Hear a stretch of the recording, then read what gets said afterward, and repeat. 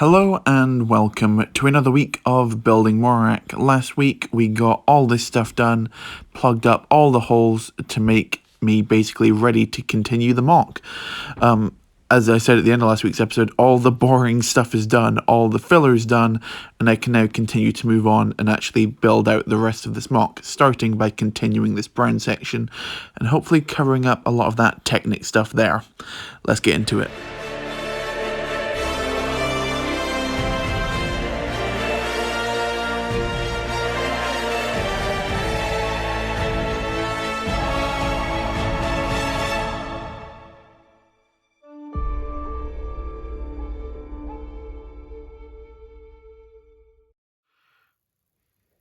Okay, so you can see I've made a nice little bit of progress here, finally making some actual details down. This is where, of course, this section over here will line up and connect to this section, which will then enforce connect to this section here. So you can see I've now basically seen why I wanted these to be as close together, because I ideally wanted them all to be on the path. That's not going to happen, it'll just be the central one. But that's not too bad. I'll just need to find a way to work this mud around these gears. You can see like under there that this bit is a little bit raised up. That's because something is underneath that. And you can see I'm using multiple different shades of reddish brown and regular brown and dark brown, just to give a little bit of texture in there, because you can see all these are nice differently coloured, just to give the mud a bit of a more interesting and textured look, as well as studs, tiles and other different pieces. As I said, to keep it interesting. But yeah, you can see I've got my skiffs up there, and when I put them all together, it looks a little something like this.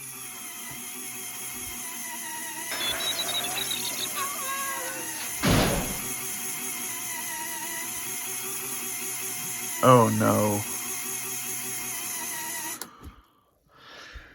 Has it broken again?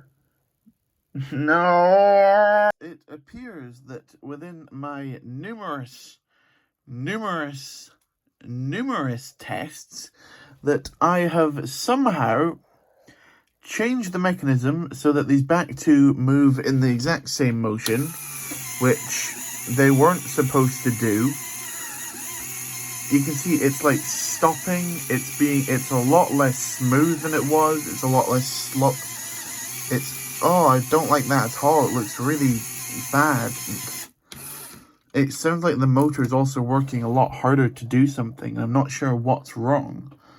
And now you can see I've put all of these plates on top. It's exceptionally difficult to reach the mechanism under there, because obviously I can't do anything from the bottom. So that means I'll have to, you guessed it, pull up all of the work I've just done in this section here, and all the plates underneath it. I'm hoping I'm going to try and keep as much of it together as possible, but it's just so interconnected that I'm just going to have to take massive chunks off of it off. Oh, this is so annoying. Okay, so far this change has not been too difficult. I was able to pull off this large section, which is largely intact, thanks to these big plates underneath. So, yeah, you can see I've created a bit of a gap. I think for some reason when I was doing this, I just didn't, like, because when I was, like, making sure they didn't hit each other in all the gaps, I for some reason changed these so that they're the same orientation. They shouldn't be. They should be... Yeah, they should be different, because that's why these two are swinging side to side. So I'm happy I did this, because that means I will definitely switch that. So at least that bit's changing. But I'm now going to do a test to try and see if, like, there's a certain plate that it's hitting, which is stopping it or something like that. So we're going to turn it on again and see what we've got.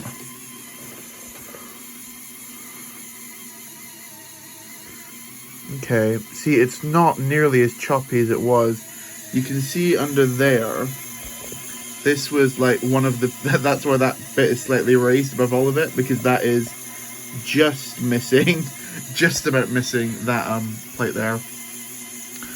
But yeah, you can see like these, even when they're at full height, they don't like, because the plate layer will be above this on top of the blue one. Like, that's not going to touch that. So I'm not sure what's clicking or touching or what was causing that. So I'm going to switch the orientation of these and then put this back on and see what we get. So I have changed the orientation in the technic, so these things should now all go in separate directions I've not fully pressed down this section quite yet, just in case something else goes wrong.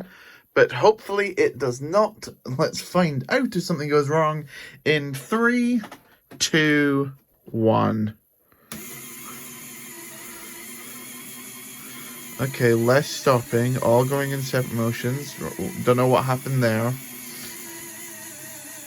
Okay. Right, okay. It gets a little bit slow in that section, but they do stay moving, so I'm not sure what's happening there. I think that might just be because this beam's so long to connect from this section down here. But, you know, I'm quite happy with this. I still like the wobble because it makes it look more realistic. Like this one here is very smooth, this one's very smooth. Yeah, I'm happy with that. Let's move on. Let's move on from this technique section, and hopefully when I push this down, it all stays fine. Right, I've tested that, and it's all fine. It's all connected, it's all good. I can finally move on. So, yeah, let's finish this brown track here and actually connect it to the other section. So, you can see this has been reinstalled, and I've got my back section on, and I can now pan over to hopefully show you a fully complete brown section in the middle. There we go. You'll notice I've got a large dark tan rock in here, which I thought that would be consistent with the main rock color. If I remove this piece here, I can basically better explain it. This gear is basically too tall up, where it would be seen if I continued this like path going down here that you can see on this side. So I basically have just put a rock here, so imagine that the tank would just go over that and then back into this ditch down here. So which I'm quite happy with. Therefore, I can now show you all of this in motion at the same time. See, these are nicely moving. Happy with that. This is all doing well as well. I'm having an issue with these two things on the end here. It is quite an easy fix. Basically, just when I lift up this section here, like, all it will need to be is me, you see that yellow piece there? If I push that forward, I'll just put the camera down for 2 seconds. You can see I've pushed that forward now. Lay it down again, turn it on. Nope. That usually works. Lift it up. Yellow piece, push it in. Why is you not working? Come on. Don't do this when I'm on camera. And I turn it on again. Oh, please, no, not again. Right, okay, I'm just gonna time-lapse over me recording myself fixing all of this, because honestly, I don't care to talk about Technic anymore. That's what this entire build series has been, and I'm done with it, and I'm guessing you lot are as well, so I'm just gonna speed through me fixing all of this and show you the end result. Okay, so now this bit has been reinserted. I've redone it so that there's nothing sticking out on any of these things, and they should all work at once when I pull this trigger.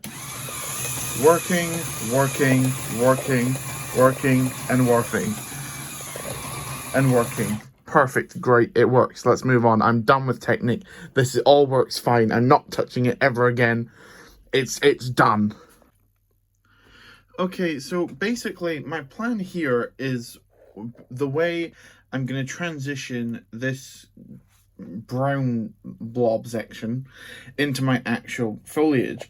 Now, if you look at it in the source material, you can see that this middle section shouldn't really be this dark, and I only did it just so I could include these teeth pieces going across to create that kind of like tank tread details, which is what I really wanted. And I now basically need to consider I need to make a transition to get to the lighter foliage, and I'm going to go with this color here, medium nougat. So you can see here I've got a bunch of, there goes one, a bunch of 2x4 medium nougat tiles, which I'm going to basically strap along the sides here and basically work as my transition between the reddish brown section and then the lime green foliage, which I will probably start on next week. So let's get that down. You can see I've added in my little hatch here, which I didn't actually mention before, but basically when I flip this up, I need to put a piece on top of it to actually open it, but you can see that'll be how I access my battery box, and of course I'll put loads of pieces on top of here to decorate it nicely. But you can see going right down this entire section here, I've started to detail up the sides. You can see I've actually built up quite a ridge, so I might put all of this rockwork up one layer higher just to meet that. It will mean that this side of the foliage will be very sparse, because that's basically got the amount I've got to work with left from like this green tile to the bottom here, which will actually end up being like there. So maybe just like a couple of trees dotted about, but most of the foliage will be on that back side where I actually get interesting and detailed with it. But this is basically what I wanted out of this design. You can see here is basically the layer of where the teeth are, and then there's just some tiles behind it. And then after that is my medium nougat layer. Like you'll see if I run my finger, that goes up one layer here, which is basically breaks up the color. And if you look at the reference material, that is kind of what you see, is different shades of color. And then I'm going into lime green, which I'm going to use as my main foliage color. So you can basically just see I've got that all nicely tiled off there, looking really smooth. Some bits of it here look a little bit unnatural and a bit cartoony. So I'll work to basically have like different plants flowing over that to just make it look a little bit more realistic. And then you can see I've got quite a lot of studs in the medium nougat sections. And what's going on there is basically I've got a whole bunch of these pieces here, these olive green grass stems, and I'm basically going to dot those all along the bottom there just to give it like a little bit of foliage and a different drop my phone there, and a different bit of color breakup. So I'm going to quickly add those in just to show you what that looks like. See, I think already just with those added in, it's added a nice little bit of breakup just to make it look a little bit more interesting. Maybe I should use a bit of a different, like a couple of different pieces rather than just the one, but I think that looks really good there.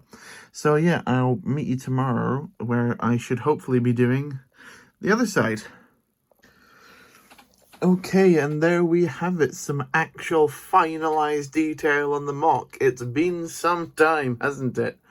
Yeah, so you can see as we've got the one before, I've got my other one done on the other side. You'll notice if I show them at the same time like that, you'll notice that one side specifically up there is actually, no, it doesn't look too different. I thought I'd say that this side is much thicker than the other because it generally does use a lot more nougat tiles. I'd say that I am definitely more happier with this side than I am with this side, which is honestly kind of annoying because you're going to see this side a lot more than you're going to see this side because the juggernaut's obviously going to be here, which will cover up quite a lot of this detail. So maybe putting so much effort back there maybe wasn't worth it, but hey ho. So you can see here I've got just the layering technique which I wanted. That red plate should not be seen that clearly. Oh well. But like basically you can see it goes from the reddish brown to the nougat to the lime green with all of those olive plants, and I'm super happy with how that all looks. So yeah, that let's get our vehicles on once again and see how it all looks like together. And ladies and gentlemen, we have a somewhat finished section of the mock. You can see I've got my juggernaut finally out of the out of storage, because it's been a while since you've probably seen this thing. It's on top of the burn section, which it just shows how much detail I put into stuff that's just not seen. Like, you can barely see anything going on under these. I thought you'd be able to see a lot more. Same with like what I mentioned before about the other side of this. Like, the detailing is all back there, but like from most angles you're not really going to see a lot of that stuff back there. I'll obviously put a ton of details back here anyway, but like the stuff directly behind this is really quite a struggle to see. But yeah, one thing I actually hadn't realized until right now is the distance between the back of my juggernaut versus the front of my first skiff. I was worrying for the longest time about these skiffs hitting each other, but I didn't think at all about these. Like, the height of it is perfectly fine, where it's completely reasonable that someone could jump off of that and land onto that height-wise, so that's fine. The height of these are great. It's just a case of the distance, is that you're not really getting all of the back details of the juggernaut. And I'll put it all on for you, because this is basically what all the movements look like together now that that is working correctly. You can see that this has got its motion where it looks like it's moving, at least somewhat. And then these are all moving behind as well. I've noticed it is going slower, probably because of the weight on top of this function. But like these are all still working fine. I think I may have accidentally created a stopper against that with the lime green stuff. So I may need to make that a little bit different there. But you notice it is all still working, nothing's stopping, which is fine. And these actually aren't directly hitting each other, but like, I'll just turn it off because the sound gets a bit annoying. But I do think they're a tad too close. Literally, I think if it's 2 or 3 studs back, that would be fine. Hence, we run into another technic issue, which is, I thought we were done with that this episode, but no, of course not. This mock will never be done with technic issues. So there's a couple ways I could go about changing this. I could either roll this forward a couple of studs, which would mean it would be off of its specific place, or I can move this back a few studs, which you can see here, it's already leaning backwards because it is quite back heavy. To put it even further back would just not be helpful. I can't move this section back without pulling up a lot of the floor, which I don't want to do again. So yeah, we'll figure out something. Or if you've got any ideas, let me know in the comments, because I very much need them. But we'll wrap up this week's episode here, because this was an exceptionally long one. Exceptionally long. And I'm sure you're very sick of seeing all this. But thank you so much for watching this week's update. I'm glad to finally get some progress down. Next week, if I can fix that easily, I will do. Beyond that, I'll move into more foliage. I think I'll try and get this section done next. Just like the grass work here, and also the transition from the rock work into the grass, because that'll be a big part of next week's section. And yeah, I will see you then. Thank you so much for watching this week's update. I really do appreciate it. And goodbye.